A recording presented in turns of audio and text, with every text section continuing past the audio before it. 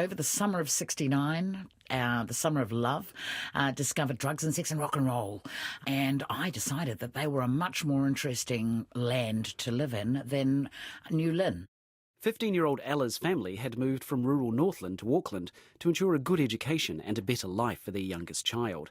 Ella wanted none of it. Not wanting to live with my parents, not wanting to live in West Auckland, not wanting to go to work at Crown and Potteries, which is where my mother worked, and generally, I think, running away from who and what I felt I was at that time, which was a rural, isolated Maori girl in the city, living in West Auckland in, pretty impoverished circumstances. We almost feared the white world. It was strange and unusual and full of people that we had to be very respectful of. I don't even know why. I think I was probably rebelling against that kind of conditioning. Ella's rebellion found its focus in Auckland's Albert Park. The Sunday afternoon rock concerts, the Saturday speeches and protests and marches. I mean, I was very fortunate to be at the very first women's liberation gathering. I think it was 70 or 71, where I first met Ngahui Te Awa Kōtuku, and I was around during the Sparrow Agnew protest, which turned into a bloodbath. So, there was a lot going on around that part of the city that was revelatory to me, and to be introduced to it through a group of people who were like me, trying to find out who we were and railing against the stereotypes that were presented to us. Ella's enthusiasm for rebellion dismayed her parents, and eventually they put her in a home for girls. With a friend, she climbed the walls one night and escaped. Made it all the way into the city. I was, however, in the Allendale Girls' Home pyjamas and bare feet. We ended up in what I now know was Grafton Cemetery. Slept the night, and the next day we encountered this man, and it was, I found out later, it was Hemi, and he was engaged in his morning prayer. We looked up at him, and he looked at us, and we both looked equally shocked. And I think it was the fact that he made no judgment whatsoever, just the fact that he'd seen a couple of very young girls in the cemetery in the middle of the night and said, you fellas must be hungry, want to kai? And we were, and we said yes, and we just followed him off. Hemi was New Zealand's most famous poet, James K. Baxter. By this stage of his life, the long-haired, barefooted and unkempt Baxter had renounced bourgeois life and was running a home for addicts, the poor and homeless in the Auckland suburb of Grafton, as well as a commune at Jerusalem near Whanganui. Ella had never heard of him. I didn't actually know for a long time that Hemi wasn't Māori, because to me he just kind of looked like a slightly scrofulous old Māori fellow with a lot of hair, a lot of beard, bare feet, I guess in retrospect he looked unkept. But if you came from the far north as I did, there were a lot of old people who wandered around with old jackets and bare feet, so he kind of didn't look scary to me at all. And he had kind eyes, and he always was ready to smile, and so I always felt really comfortable in his company, and I never had any cause for concern about the way he behaved towards me or the people I was around. I just remember this ball of energy. We'd say, I've got to go down to Wanganui. Who's coming? And so we'd all have to rustle up and find some money for petrol for the whatever vehicle anybody could fix or organise. And so it was a great adventure. Ella lived at both Grafton and Jerusalem and felt a kinship with the people she found there.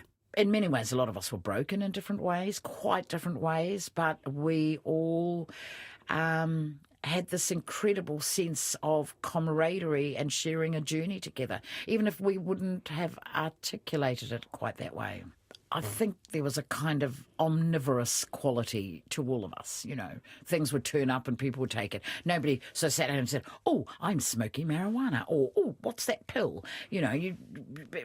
Everything, every day was a new experience, and everything you encountered was visceral, whether it was alcohol or nicotine or food, new food I'd never tried. So I was not... I think back and I think, how did this happen? Was there a conscious state where I said, I'm going to do this or I'm going to do that? And I don't think it was. It was just a part of this community of people that I was in who in retrospect, had no rules. But we all knew that we were not violent. We were not people who wanted to harm each other.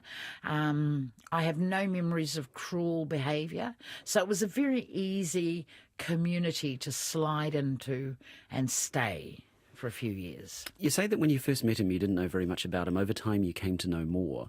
Were you surprised to find that he was a poet? Did he write poetry around you? He didn't sit and write stuff, but he would certainly speak in a very poetic way, and I'm sure at times he was reciting poems. I knew he was an important man. I knew he had enormous charisma, but I had no idea he was a famous poet. None of that was part of our relationship with him. He was just the kind of slightly crazy, eccentric uncle that was a presence in my life for a couple of years. But the reality was I never felt ever in my dealings with him and him with anyone else that he judged us. And that was a very freeing relationship.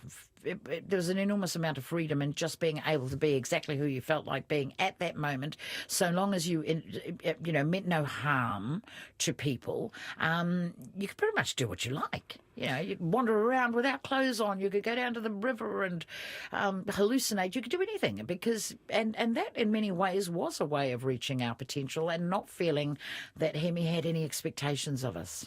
To find an adult, because I was still very young at that time, who was interested in talking to me as a person, as a fellow equally sentient being, was quite a new thing, and I really enjoyed it. And I think that helped me to expand my horizons and to want to look at different things and experience different things. But after nearly 2 years in the commune, Ella Henry felt the city calling. She decided to leave. Well, there's only so many cabbages you can eat in one lifetime. We ended up having no food and had to do some scrub cutting for the farmer up the back, which I tell you was back-breaking work. And for that, we got paid in sacks of cabbages and potatoes and a sheep. I mean, I just needed to be somewhere else and away from cabbages. And also because a fabulously gorgeous young man turned up with a car and said, well, I'm off to Wellington, so, do you want to come? And I said, sure. In time, Ella's adventures went a bit wrong, and by late 1972 she was once more in the care of the state. I'd gotten into a bit of strife, and I'd ended up in Oakley, which was at that stage a place where, when the country threw up its arms, would send people with drug problems off to Oakley for medical attention. Hemi and a group of the whānau came to visit me. They bought the crystals and the music box and the flowers and the rose petals, which of course freaked the nurses and doctors out because they really didn't, I think, know what to do. All you could smell in the ward was patchouli for a wee while after they left. And so they obviously thought something insidious had happened and that I should probably get, locked up somewhere because these people look kind of dangerous if they were my friends, which is unfortunate because I had to end up staying for another few weeks, and it was in that time that Hemi died, and I wasn't able to get down to his tangi, which I felt very sad about. On the 22nd of October 1972, James K. Baxter collapsed on an Auckland street and died soon after. He was 46 years old. Ella mourned him as a friend. Really, it was not until later that I found out the depth and the breadth of his work and his genius as a writer, as a poet, as a philosopher and a thinker.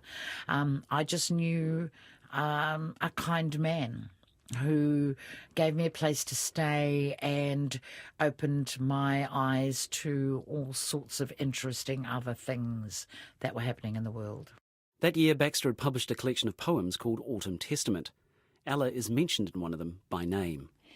I'd seen them play the guitar around the bonfire out there on the grass, night after night, with a little beer and a few roast potatoes. But now the tribe is gone. Ella, Warwick, Abe, Red Steve, Moth, Belligerent Mike, and 50 others. When I meet them on the pavements, their heads hang down. The mask is back again, by which the town holds itself together. But here they needed no mask. Abe, with one lung, deflated, would wheeze all night like a blowhole, behind a curtain in the top bunk. But I saw him with a shovel in the bottom of the pit they dug for the shithouse, tossing earth to the sky, his dark face wrinkled with the tribal smile. After a difficult period in her life, Ella Henry cleaned up and went on to work in film and television. She would eventually earn a doctorate in Māori development and now teaches at AUT University in Auckland. James K. Baxter is remembered as this country's best poet, as well as a fierce social critic and a pioneer in the field of drug and alcohol rehabilitation. He is buried at Jerusalem.